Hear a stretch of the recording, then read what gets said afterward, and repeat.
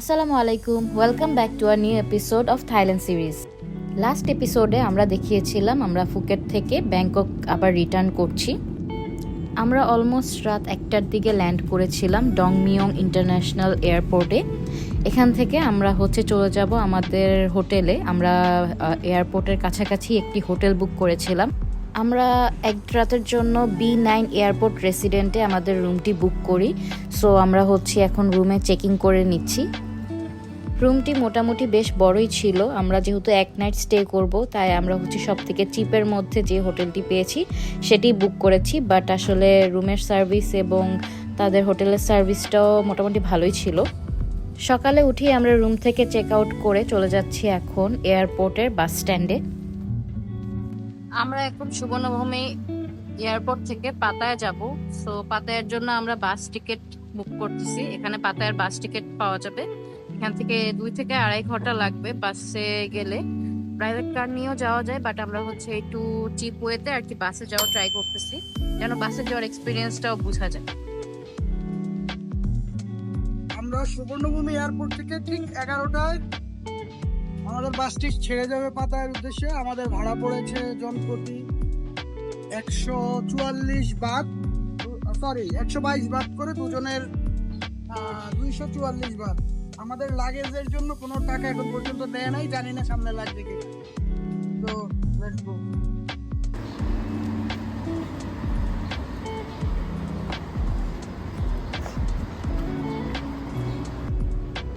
আমরাই শুধুমাত্র, আর কেউ নাই।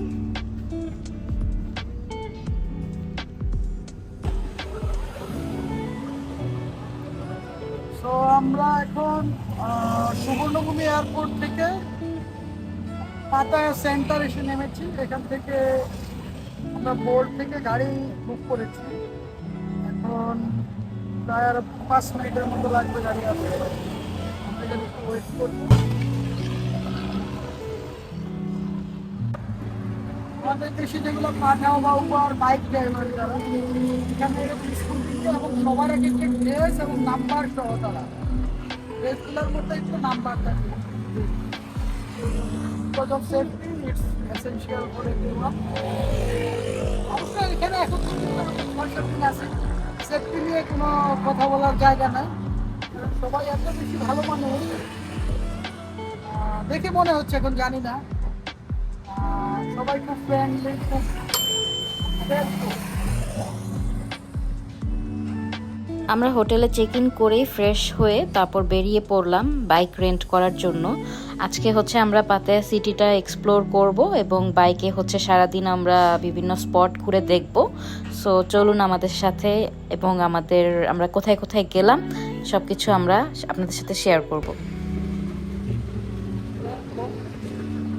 বাইক আপনারা অলওয়েজ রেন্ট নেওয়ার আগে ভিডিও করে রাখবেন, কারণ যখন আপনারা কোনো কিছু আর কি বাইকটা ভেঙে বা কোনো ড্যামেজ হবে, তখন কিন্তু ওনারা আবার এক্সট্রা চার্জ করে। যেমন ওনাদের কিন্তু এখানে অলরেডি দেখতে পাচ্ছি এটা মোবাইল স্ট্যান্ডটা ভাঙা। তো মোবাইল স্ট্যান্ডটা যে ওনারা বললো চেঞ্জ করে দিবে। সো এটা যে আমি এখন আপাতত রেকর্ড করে রাখছি, যদি ওনারা পরে ডিমান্ড করে যে না আমরা ভেঙেছি, তো তখন আর কি ভিডিওটা দেখানো যাবে। আমরা এখন এই শপটা থেকে বাইকটা রেন্ট নিয়ে নিচ্ছি। এখানে অনেক শপ আছে, অ্যাভেলেবল শপ আছে এখানে বাইক রেন্টের জন্য।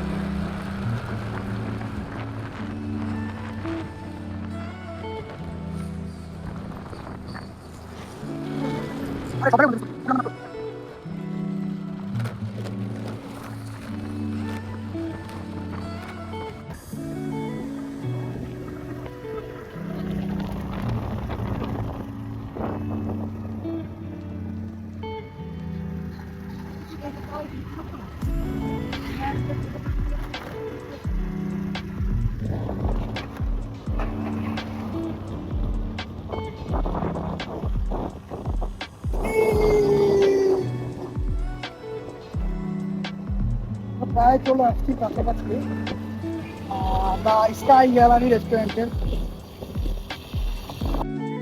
আমরা চলে এসেছি দ্য স্কাই গ্যালারি রেস্টুরেন্টে। এখানে হচ্ছে আমরা আজকের ডিনারের রিজার্ভেশনটা করে যাব এখন, কারণ যেহেতু এই রেস্টুরেন্টটার ভিউগুলো অনেক সুন্দর।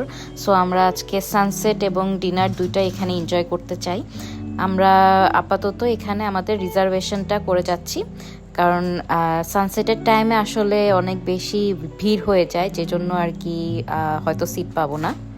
এখন কিন্তু পুরো রেস্টুরেন্টটাই খালি, আসলে কেউই নেই।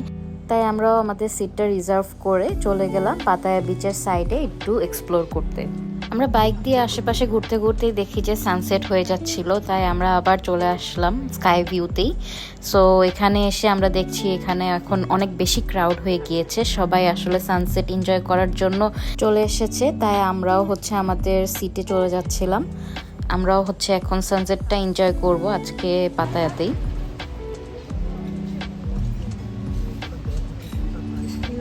সানসেট।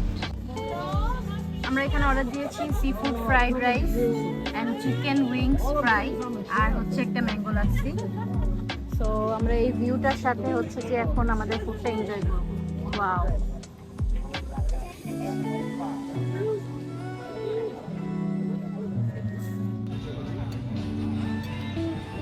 সো এখানে হচ্ছে আমাদের অনেক ভালো অ্যামাউন্টের স্কুইড, শ্রিম্প, দেন হচ্ছে ক্র্যাব মিট দেওয়া হয়েছে।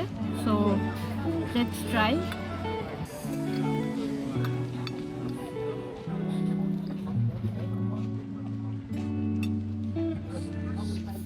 মজা।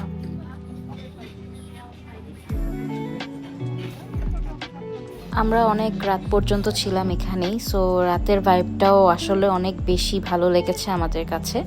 এখানে আসলে একটা কোয়াইট প্লেসে এনজয় করার মতন একটি জায়গা ছিল। দ্য স্কাই গ্যালারির পাশেই ছিল দ্য মারমেড রেস্টুরেন্ট। আমরাও মারমেড রেস্টুরেন্টের মধ্যে আর কি একটু গিয়েছিলাম যে ভিতরের ইন্টেরিয়রটা দেখার জন্য। এখানে আসলে একটি মারমেড আছে, যেটি আসলে সবাই দেখতে আসে। এখানেও সেম স্কাই গ্যালারির মতন লাইভ মিউজিক অ্যান্ড হচ্ছে বিচের সাইডে আপনারা সানসেট এনজয় করতে পারবেন।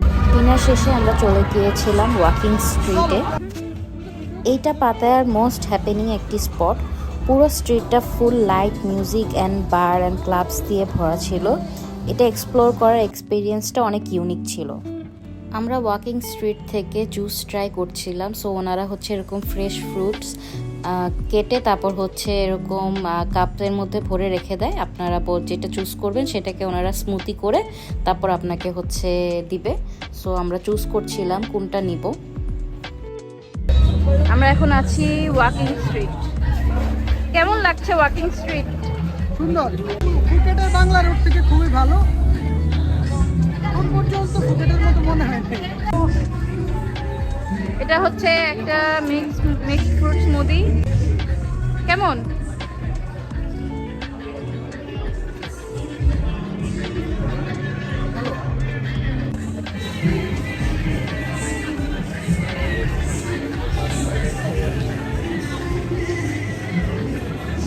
কেমন? ভালো। ওয়াকিং স্ট্রিটের একদম লাস্টের দিকে ফুড ট্রাক নামে যে প্লেসটি ছিল, এখান থেকেই আমরা জুসগুলো নিয়েছি। সো এখানে হচ্ছে বিভিন্ন ধরনের জুস, ফ্রুটস, দেন আপনারা ম্যাঙ্গো স্টিকি রাইস বা হচ্ছে সব ধরনের food item, fried food item বা ডেজার্ট আইটেম, এগুলো আপনারা এখান থেকে নিতে পারবেন। বাট এখানে আসলে সব কিছু হালাল না, সো একটু দেখে খাওয়া লাগবে।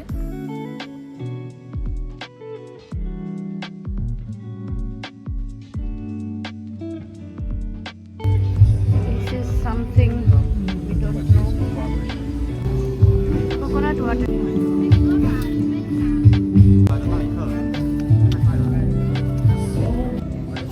এখানে হচ্ছে কুমিরের মাংস বিক্রি হচ্ছে। কুমির, বাবা এটা অনেক বড়। ক্রোকোডাইল। কে কে খেতে চান ইনবক্স করেন, এখনই নিয়ে আসবো তাদের জন্য। তো রাস্তায় কোনো ট্রাফিক নাই। আর সত্যি কথা হচ্ছে আমি ঢাকায় বাইক রাইড করি, তো এখানে এসে স্কুটি চালায় আমি স্কুটি প্রেমে পড়ে গেছি। সত্যি কথা, এত ভালো ক্যাপ্টেন, মানে অসাধারণ। এখন আপনি বাইরে সুন্দর একটা স্কুটি কিনতে হবে।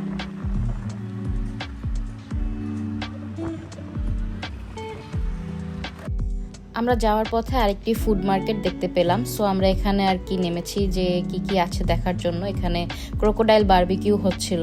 এখানে সব খাবারই আমার কাছে হালাল মনে হচ্ছিল না, কারণ হচ্ছিল যে যারা হচ্ছে পোর্ক সেল করতেছিল তারাই আবার চিকেন এবং বিফ সেল করতেছিল। সো এগুলো হচ্ছে আমরা কিছুই ট্রাই করিনি। ট্রাই করার মধ্যে শুধুমাত্র ফ্রুটসই ট্রাই করেছি। এখানে বিভিন্ন ধরনের পোকামাকড়ও ফ্রাই পাওয়া যাচ্ছিল, সো কেউ যদি ট্রাই করতে চায় তাহলে ওয়েলকাম টু থাইল্যান্ড। এগুলো বেসিক্যালি থাই পিপলরাই আর কি ট্রাই করে। এটা হচ্ছে একটা প্লেনের মধ্যে আর কি মার্কেটটা, প্লেন শেপ মার্কেট। এখানে হচ্ছে বিমানটা, কতটুকু নিতে পারছি জানি না, বাট